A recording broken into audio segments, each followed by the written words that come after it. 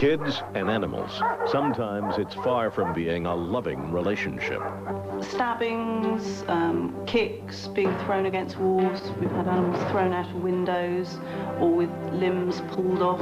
And sometimes it even reaches into the home. Domestic violence is about power and control. And perpetrators know how to use animals in that equation. But is there an equation between animal cruelty and human cruelty? Those who are capable of violence against animals are capable of violence against others. Next on Investigative Reports, strong evidence that tie the two together.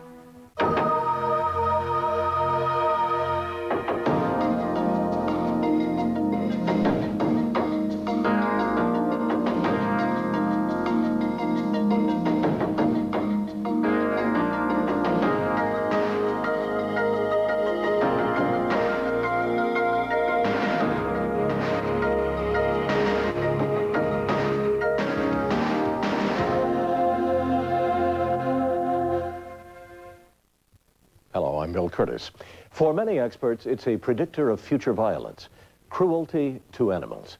There is dramatic and growing evidence that people who commit violence against animals are more likely of committing violence against humans. Many serial killers, including Jeffrey Dahmer, have confessed to methodically killing animals when they were children. But usually, when people see or hear something about animal cruelty, they react by saying, it's only an animal, or boys will be boys. In this edition of Investigative Reports, with the help of BBC reporter Vivian White, we examine the possible connection between animal cruelty and human violence. And what we find is a very disturbing trend.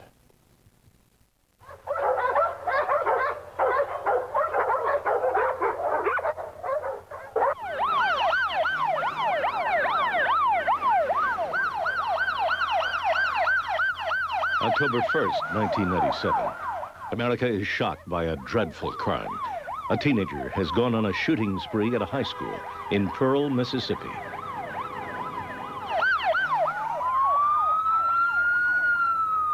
He started shooting. The place was full of students, and they just dropped books and ran.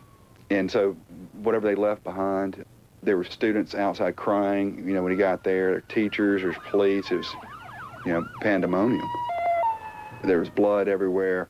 The two girls, Lydia and Christina, were shot. They were real close. The killer's former girlfriend, Christina, and another girl, Lydia, lay dead in the school hall. 7 other students were wounded before 16-year-old Luke Woodham was overpowered by authorities. And then they found that Luke had also killed his own mother at their home.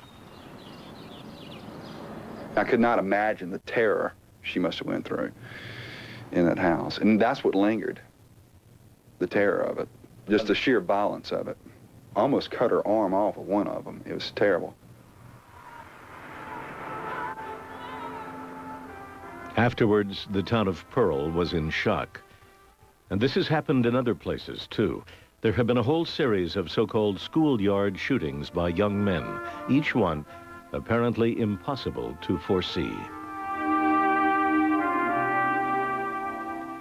At the Baptist church Luke's mother used to attend, and where the students who survived still go to pray, this community asked, is there anything we could have done to prevent this? Perhaps the clue lies in a piece of evidence the police found on the day of the shooting, Luke Woodham's diary. This appears to be some sort of journal of his, and it's dated in April of '97. On Saturday of last week, I made my first kill. And when I first read that sentence, I said, made my first kill. I said, this guy's killed somebody else. Luke Woodham had killed 5 months before, but the victim wasn't a person. What he described in his diary was the killing of his pet dog. The date was April 12, 1997, about 4:30 p.m. The victim was a loved one, my dear dog, Sparkle. Me and an accomplice had been beating the bitch for a while. I will never forget the howl she made. It sounded almost human. And Luke keeps on describing the violence in human terms. He and a friend took Sparkle into the woods and set fire to the dog. We heard the dog scream. A hole developed in the bag and the dog stuck her head out. fully engulfed in flames. I took the nightstick and hit her in the shoulder, spine, and neck. I will never forget the sound of her bones breaking under my might. Luke Woodham signs his diary in his own blood. He had begun to kill. It made him feel better that he had the power over something that was living to render it dead. That was the connection. Mm-hmm. To kill a living thing and go and kill another living thing. Right. Of the recent schoolyard shootings, in 5 out of 6 cases, the young killers had a prior history of animal cruelty. This was the house where Luke wrote the diary of the animal killing, which came first. He was on a slippery slope, and he was sliding down to this oblivion he ended up in. And had somebody caught him, had somebody intervened, had somebody stepped into his life before October 1 to set him on another course, certainly. If that had been recognized as a warning sign, certainly something could have been done that may have averted the tragedy. Is that what everyone feels now? Yeah. Animal cruelty is now being seen as a warning sign that violence to humans could be next. Activists want all Americans to see this connection. I've reviewed the evidence. It is something that I see in everyday life. I think that's one of the reasons the American public gravitates towards this campaign, that those who are capable of violence against animals are capable of violence against others. The FBI uses the link. This child grew up to become one of America's most notorious serial killers. Jeffrey Dahmer murdered 17 people. The former FBI agent who interviewed him at length says that as a child, Dahmer killed and tortured animals. He would cut their heads off, place their heads on sticks, place them in locations around his house back in the wooded areas, and bring other children to see the heads of these animals. He would cut up animals in his garage, actually dismembering them, eviscerating them. And the father, who was a chemist, his indication was, well, this is an indication of his interest in some sort of medical career, and he encouraged him. He actually encouraged him. Not a lot going on. Through talking to Dahmer and other multiple killers, Robert Ressler pioneered the science of criminal profiling. Ressler established that the disturbed behavior patterns serial killers exhibit in childhood regularly include animal cruelty. Ressler is convinced of the connection. Common sense. The best prediction for future behavior is past behavior. In other words, what you see in the future is what you have seen in the past, only worse. So, I mean, when a child is into, destructive behavior with inanimate, non-living, and then eventually living animals, I think he's destined to follow that path to adult violence, and I think it's naive to deny that. For the FBI, animal cruelty helps them track down America's most wanted killers. In Colorado Springs, at the foot of the Rockies, the connection is helping ordinary policemen to deal with a much more common crime, the cycle of domestic violence and child abuse. Detective Sergeant Howard Black runs a program already attracting national attention and federal support called DIVERT, Domestic Violence Enhanced Response Team. And now the Animal Link provides him vital assistance. If you look back 5 or 10 years ago, I personally would have never thought about the connection between animal abuse and family violence, whether you're talking about spousal abuse or child abuse. And it's something that we've just been moving in a relatively short period of time of seeing that relationship between the family violence and animals, and how that opens doors as we investigate this crime. The other area that is of some concern is the allegations of animal abuse. Could you talk to us about that? There have been times when Steve has gotten upset with the dog. He's kicked her on a couple of occasions. I've seen him pick her up and not really throw her, but kind of just, I don't know what that would be considered, kind of toss her. The woman says she and her child are being abused by her husband. In the course of a long interview, the police ask questions about the family dog as well. Got serious. I know that whenever he raises his voice, she cowers and she goes and hides. Sometimes she gets scared enough that she stops and she wets herself. And what type of canine is it? It's a yellow lab. Okay. Concerned about. These cops think animal abuse matters in their cases. It can be indicators of domestic violence based on violence of kicking the canine or throwing the feline up against the wall. We clearly see that that's an area of intimidation that perpetrators use against their victims. These family pets are sometimes so important to the stability of some of the victims in domestic violence. And perpetrators know that, and they'll use those animals in very negative environments in keeping their victims in line. And domestic violence is about power and control. And perpetrators know how to use animals in that equation.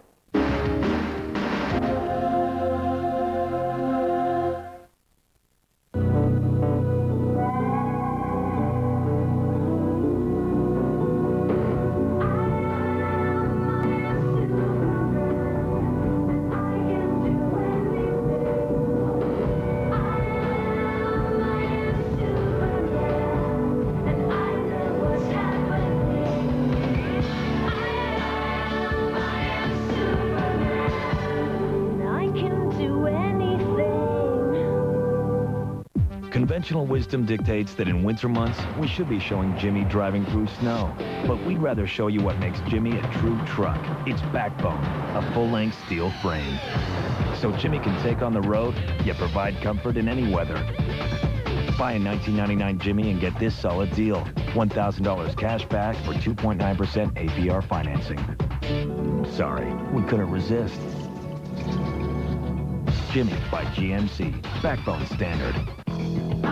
Here's my idea. Come talk to my school about technology. That most distinguished authority in the field of technology, the idea box. Thank you. The future of digital technology is here at Best Buy. With digital recordings on camcorders and mini-discs, ultra-thin laptops, and soon HD TV will be the answer to all your... Excuse me, you're still gonna sell video games, right? You bet your joystick. The future of technology at Best Buy. Now that's a great idea. Tomorrow on a biography special, she was a struggling actress. He was a determined musician. Together they made entertainment history. Oh, hello, honey, there you are. Infidelity and addiction tore them apart.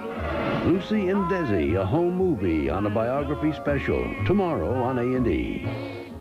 They were serial killers raising a family. I was shocked because it could have easily been me. The Dirty Secrets at 25 Cromwell Street. I hated what he did. Do you know your neighbor? Begins Monday at 9 Eastern, 10 Pacific on A&E. Craig, I don't know. Fair enough. Maybe this'll help. As you can see, I love you more than anything in the world. Note a dramatic increase in the past 7 months. This shows how much we have in common. My 10-year gross earnings potential. A composite of what our kids might look like. I like what you've done here, Craig. Sometimes it's not just what you say, but how you say it. Kinko's. Express yourself.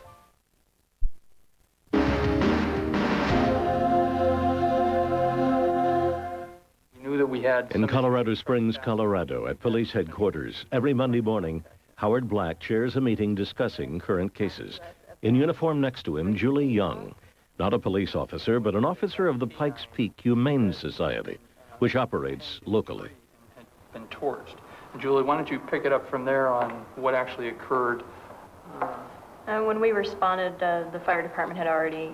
In this meeting, Julie Young is co-equal with child protection and domestic violence workers and state social workers. Everyone is sharing information, looking for connections, and acting upon them. With Spike, the dog's neck, and she had stated she could not remove the chain. Well, the chain... On the edge of town, the Pikes Peak Society runs a shelter for dogs. and tries to find new homes for thousands of animals each year. Some are strays and hurt, like this one. Some are unwanted. But some have been deliberately injured. Last October, Julie's fellow officer, Jamie Cox, was called to deal with a serious case. We got a call in from a lady who was absolutely hysterical. She said the neighbor that lived directly behind her was beating her dog with a hammer. We could hear the dog screaming over the phone in the background. She said all she could see was the hammer lifting up and down over the fence. The dog had been hurt again and again over a period of time. Bones had been broken and then healed. Some teeth were missing. Some were still dangling loose. But the animal welfare worker now considered it her business to be concerned about the children in the house, too. She did have 3 children in the household, all under 12 years of age, that also witnessed this whole event. They were all crying, pretty upset over the whole deal. I just wanted to make sure that they weren't injured at that point. Asked if anything like that had ever happened to them, if it's ever happened to the animal before. And they said, yeah, Mom gets mad at the dog because she wets on the carpet. She looks stable and her temperature's normal. It's just that tilt. And that night, the woman's children were taken into custody for their own protection because of the initiative of the animal welfare worker. Had trauma? Yeah, she could have. My job is to make sure the animals aren't being injured, but at the same time, I try to make sure that any innocent, human, animal, living creature is not being injured or abused. That's your job now? That is my job as far as I'm concerned, yeah. And domestic violence and animal cruelty can be linked in other ways, too. Children who are hurt may themselves express that by hurting animals. The connections the professionals are now starting to apply seem obvious to some. This woman, with her class of preschool children, was choosing a new dog from the rescue center. I've seen that quite frequently, that the children who tend to be mean to the animals in my preschool and daycare are the same ones who tend to have violent outbursts with temper with other children and have abuse problems at home. And this is with children of what age? Children anywhere between the ages of 18 months and 7 is what I watch. Also in Colorado, 2 local politicians, Gloria Leyba and Ed Perlmutter, were so convinced of the link that they got the animal cruelty law there strengthened because of it. Now, as they campaign from door to door in a Denver suburb, seeking re-election together in November, the cruelty connection is part of their ticket. She's promised to walk with me anyway, but we got a special purpose tonight. Ed and I carried a bill that is absolutely pioneering in that it recognizes the link between cruelty to animals and cruelty towards people, violence towards people. Yeah. I've been in a domestic violence situation right now, and I have 2 dogs. My husband abused the puppy of our... You're kidding me. Yeah. He kicked her, yelled at her, cowered her, and there is a big link to that. I've met so many women who are afraid to leave their batterer because of the animals. Yeah. The issue is personal for Gloria Leyba. Her own dog was killed by local teenagers. Her proposed law gives Colorado courts the right for the first time in the state to order those convicted of animal cruelty to undergo counseling, literally intervening to try and break the link. Anytime we see a conviction of a criminal act where someone has not been able to manage their anger and behaved violently, I think it's appropriate to ask why, what were those circumstances, and what can this person learn about different ways of dealing with those particular stresses or problems in their lives. Do you really believe that counseling can break the cycle which you think exists between animal violence and human violence, that intervention can stop things happening? It will in some cases. In other cases, it may not. But there will be people who receive the intervention, the help that they need early enough. And again, we're especially looking at juveniles. And to look at those young people, and they're going to get the help they need, and it's going to make a difference in their life. I believe it. The professionals agree counseling for animal abusers can work, but only for some. Because by the time animal abusers are teenagers, It's already late to implant the right messages about respect for living things, animals, and people. Former FBI agent Robert Ressler says that counseling must start early, before children have formed into criminals. I believe intervention is going to be very effective because of the very simple fact that children are like putty. You can mold them in any shape that you like, and if in fact they're not going in the right direction, you can put them in the right direction. The real mistake is letting it go on into adolescence, because then personality is shaped to the extent that reshaping it becomes more difficult. Next, a man goes on a rampage and kills more than a dozen family cats. But his rampage does not stop there. He heads directly to Washington, D.C., and now his violence is aimed at humans. Stuck with a flat tire? Not with this tire. Even with no air pressure, you drive to safety. Aquasteel Run Flat. Don't get stuck. Get there. Good year, good year. Nobody does it like you. A revolving brush or 5 rotating brushes, a manual hand tool or one powered with 2 more brushes. The choice is easy. Nobody Steam Vac Ultra. does it like you. Welcome to Advanced Engine Technology. Well, what's this do?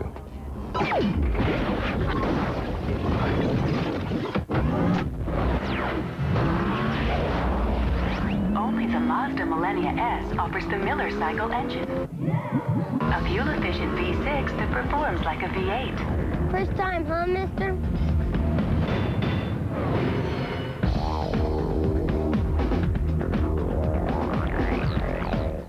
Are we alone?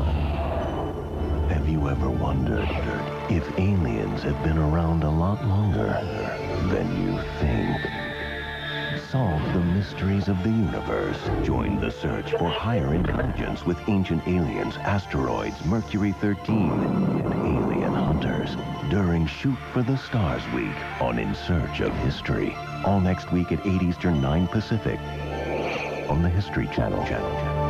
The biggest advantage of going with this relationship of an investment advisor is saving time. We're just at a point in our life where this work takes time. We have things that we want to be doing other than studying different stocks. We like to travel. Do volunteer work. We have a grandchild now. We feel that his objective and our objective are the same. We appreciate having him in our life. He knows what our retirement objectives are. He knows what we need financially, and it's nice to put it in his hands. Businesses trust us to deliver more packages than ever in 2 to 3 days. Priority Mail. Businesses trust us to deliver more packages than ever to every address and post office box in the U.S. Priority Mail. Businesses trust us to deliver more packages than ever for a very low price. Just $3.20. Priority Mail. So, what's your priority?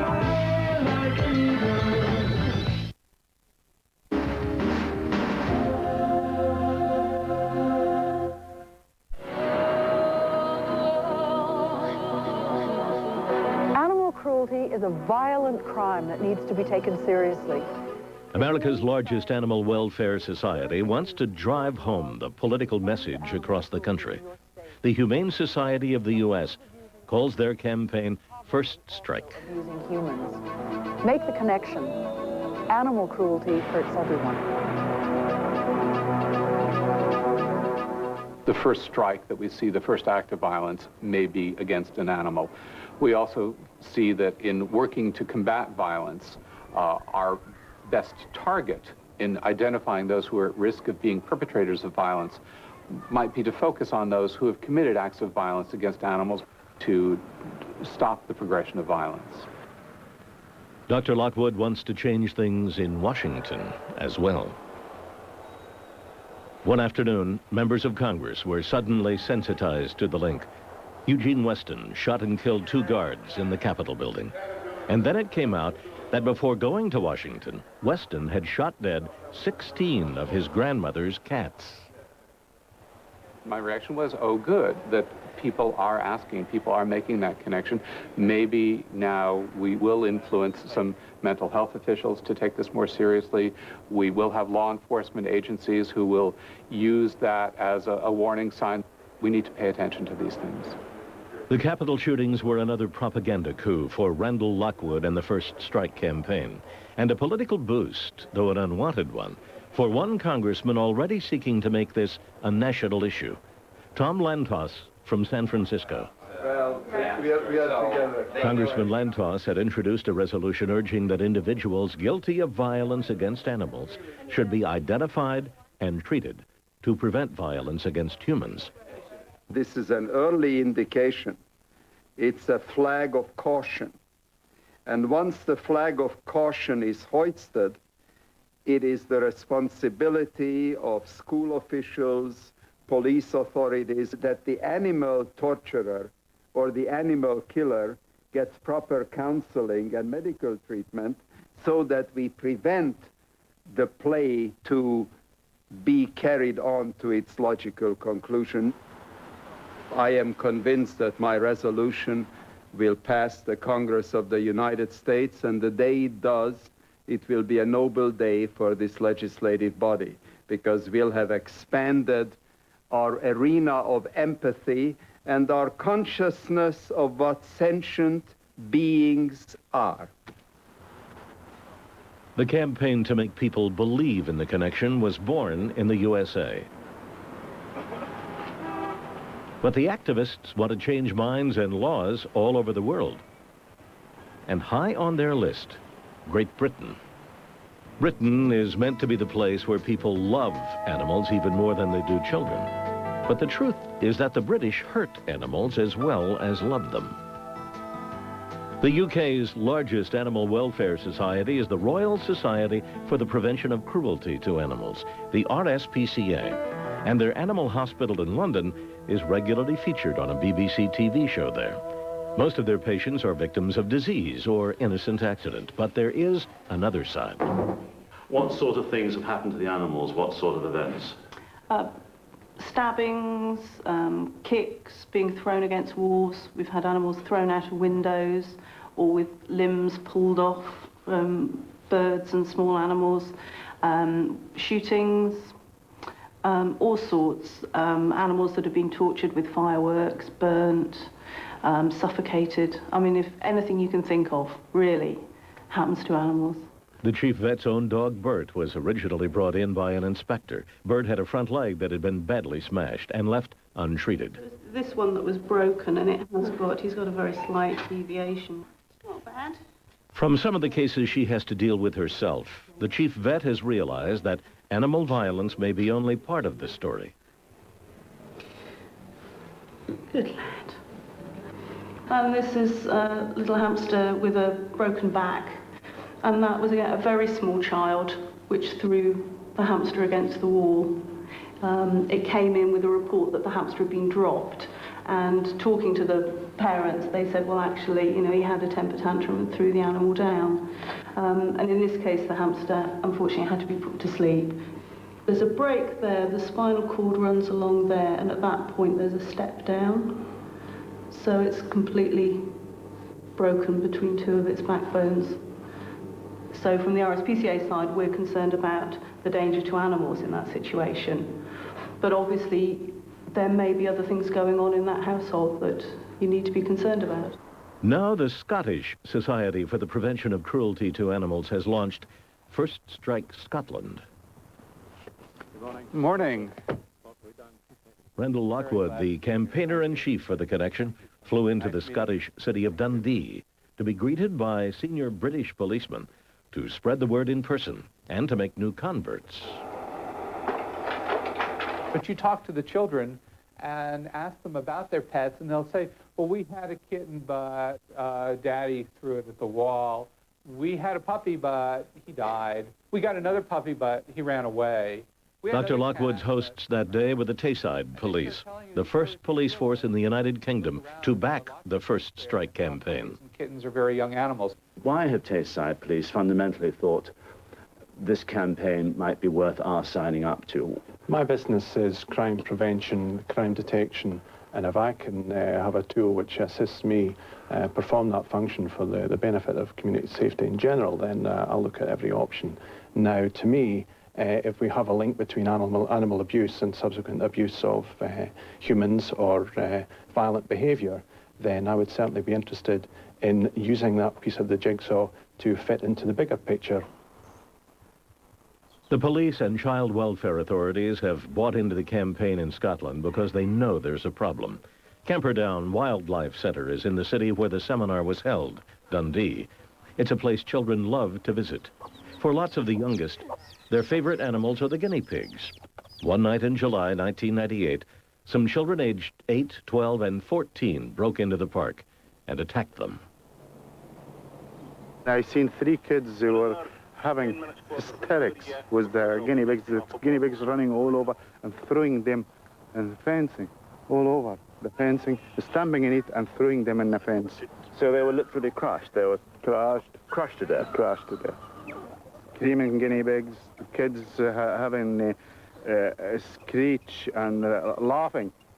The thing is funny what they were doing.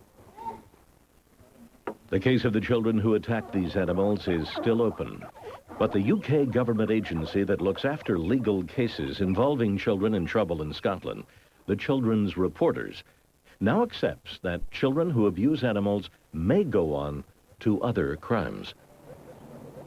It would be perfectly possible to look at a case where a child has committed an act of violence towards animals and to treat that as very unfortunate and rather unpleasant high spirits.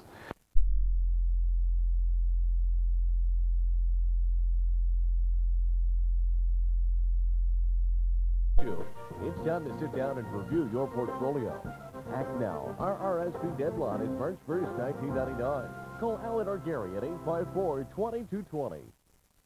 Enter the unique lifestyle of Royal Oaks Estates and Golf Club and capture outdoor leisure just minutes from downtown Moncton with a host of outdoor possibilities, including a world-class golf course designed by world-renowned Reese Jones, official architect for the U.S. Open. Choose from large service lots beginning at just $34.9 or beautiful condos for as low as $80.9. Discover life's finer pleasures at the Royal Oaks Estates and Golf Club. Call Russ Howard or Lori Esterbrooks today at 384-3330.